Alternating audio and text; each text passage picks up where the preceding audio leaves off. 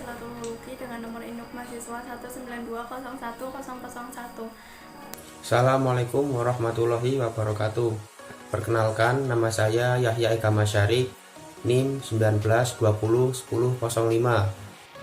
Assalamualaikum warahmatullahi wabarakatuh. Perkenalkan, nama saya Emilia Ayu Rokmawati, NIM 19201006. Assalamualaikum warahmatullahi wabarakatuh. Perkenalkan, nama saya Adi Satur Pamungkas, NIM 19201032. Saya perwakilan dari kelompok 2 akan membahas tentang konsep ketuhanan dalam Islam. Perkara tentang Tuhan secara mendasar merupakan subjek permasalahan filsafat. Ketika kita membahas tentang hakikat alam, maka sesungguhnya kita pun membahas tentang eksistensi Tuhan. Secara hakiki, wujud Tuhan tak terpisahkan dari eksistensi alam. Begitupun sebaliknya, wujud alam mustahil terpisah dari keberadaan Tuhan. Filsafat tidak mengkaji suatu realitas yang dibatasi oleh ruang dan waktu atau salah satu faktor dari ribuan faktor yang berpengaruh atas alam. Pencarian kita tentang Tuhan dalam koridor filsafat bukan seperti penelitian terhadap satu fenomena khusus yang dipengaruhi oleh faktor tertentu. Tuhan yang hakiki adalah Tuhan yang disampaikan oleh para nabi dan rasul, yakni Tuhan hakiki itu bukan di langit dan di bumi, bukan di atas langit, bukan di alam, tetapi dia meliputi semua tempat dan segala realitas wujud. Kecintaan kepada Allah, ikhlas beramal kepadanya merupakan nilai keutamaan yang perlu diperhatikan dan harus diutamakan dalam menyempurnakan cabang-cabang keimanan. Sesungguhnya amalan lahiriah didasari dan diramu dengan nilai keutamaan tersebut. Sebab nilai-nilai tersebut senantiasa mengalir dalam hati dan tertuang dalam gerak serta perilaku keseharian. Lalu bagaimana menjelaskan tentang Tuhan? Tuhan atau ilah ialah sesuatu yang dipentingkan atau dianggap penting oleh manusia sedemikian rupa sehingga manusia merelakan dirinya dikuasai olehnya atau Allah. Perkara dipentingkan hendaklah diartikan secara luas, tercakup di dalamnya yang dipuja, dicintai, diagungkan, diharap-harapkan, dapat memberikan kemaslahatan atau kegembiraan, dan termasuk pula sesuatu yang ditakuti akan mendatangkan bahaya atau kerugian. Jadi di sini saya akan menjelaskan materi mengenai pemikiran umat Islam terhadap konsep ketuhanan. Jadi di pemikiran umat Islam itu konsep ketuhanan ada dua, yaitu akidah dan tauhid.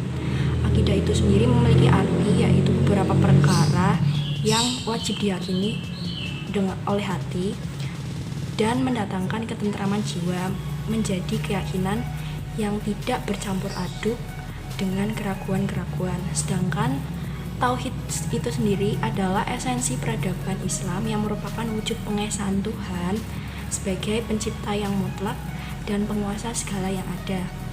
Jadi ajaran Islam itu tidak hanya memfokuskan pada iman dari wujud Allah saja sebagai suatu keharusan fitrah manusia, namun lebih dari itu memfokuskan pada akidah dan tauhid yang merupakan dasar dan jiwa keberadaan agama Islam. Akan menjelaskan tentang pemikiran manusia tentang Tuhan. Konsep ketuhanan menurut pemikiran manusia adalah konsep yang didasarkan atas hasil pemikiran baik melalui pengalaman lahiriah maupun batiniah, baik yang bersifat pemikiran rasional maupun pengalaman batin. Dalam literatur sejarah agama dikenal dengan teori evolusionisme, yaitu teori yang menyatakan adanya proses dari kepercayaan yang amat sederhana lama-kelamaan meningkat menjadi sempurna. Teori tersebut mula-mula dikemukakan oleh Max Muller, kemudian disusul oleh E.B. Taylor, Robertson Smith, dan Jevons. Proses perkembangan pemikiran tentang Tuhan menurut evolusionisme adalah sebagai berikut. Yang pertama, dinamisme. Dinamisme yaitu manusia sangat primitif telah mengakui adanya kekuatan yang berpengaruh dalam kehidupan. Mula-mula sesuatu yang berpengaruh tersebut ditujukan pada benda. 2. Animisme, yaitu manusia zaman primitif telah mengakui adanya kekuatan yang berpengaruh dalam kehidupan. Mula-mula, sesuatu yang berpengaruh tersebut ditujukan pada benda. Yang ketiga, politeisme. Manusia zaman primitif percaya bahwa roh yang lebih dari yang lain kemudian disebut dewa. Yang keempat, henoteisme, yaitu satu bangsa yang mengaku satu dewa yang disebut dengan Tuhan, namun manusia masih mengakui Tuhan bangsa lain. Yang kelima yaitu monoteisme, hanya mengakui satu Tuhan untuk seluruh bangsa dan bersifat internasional. Macam-macam tauhid menurut pembagiannya. Tauhid rububiyah.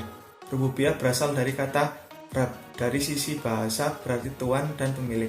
Dikatakan Rab ad-dar berarti tuan rumah secara etimologi, yaitu menumbuhkan, mengembangkan, sedangkan secara terminologi berarti keyakinan bahwa Allah Subhanahu wa taala adalah Tuhan pencipta semua makhluk dan alam semesta.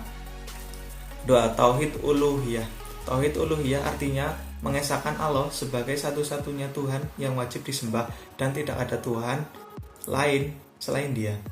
Pengakuan dan keyakinan bahwa Allah Subhanahu wa taala adalah satu-satunya zat yang berhak disembah yang direalisasikan dalam bentuk ibadah. Ketiga, tauhid asmawa.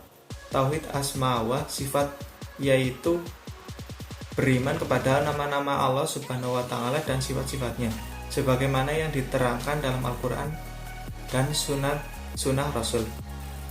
Maka barang siapa yang mengingkari nama-namanya dan sifat-sifatnya atau menamai Allah dan menyifatinya dengan nama-nama sifat-sifat makhluknya atau mewakilkan dari maknanya yang benar, maka dia telah berbicara tentang Allah tanpa ilmu dan berdusta terhadap Allah dan Rasulnya.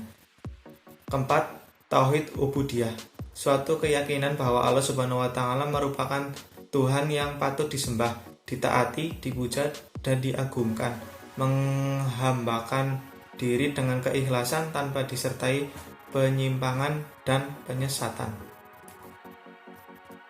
Kesimpulan dari kelompok kami, semua aliran itu mewarnai kehidupan pemikiran ketuhanan dalam kalangan umat Islam periode masa lalu.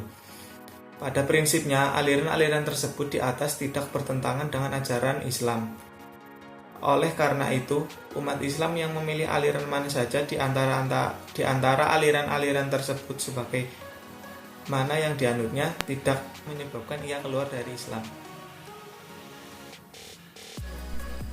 Dari penjelasan dan kesimpulan di atas, disarankan untuk menghadapi situasi dan perkembangan ilmu pengetahuan sekarang ini, umat Islam perlu mengadakan koreksi ilmu berlandaskan Al-Quran dan Sunnah Rasul.